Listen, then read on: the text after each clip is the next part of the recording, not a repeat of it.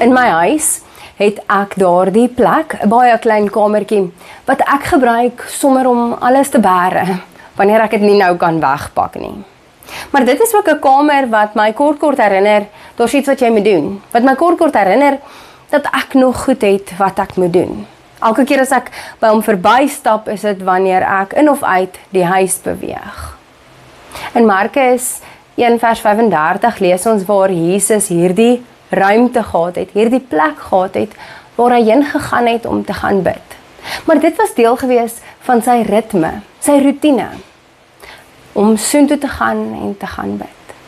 Mag jy in jou lewe, in jou huis, ook daardie plek vind, wat jou herinner, konstant elke keer as jy daar verbyloop, dat jy moet gaan stil word by die Here.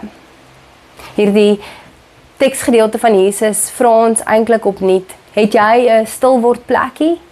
En is dit deel van jou ritme? En het jy daai plekkie wat jou kort herinner, dat jy moet stil word by die Here?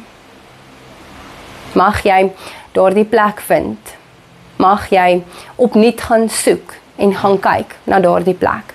Want dit is nie net daardie kerkgebou op 'n Sondag nie. Dis iewers in ons huise, waar daar die uitnodiging vir ons staan en wag en sê, kom word hier stil by die Here. Het jy al vandag stil geword by jou stilword plekkie by die Here?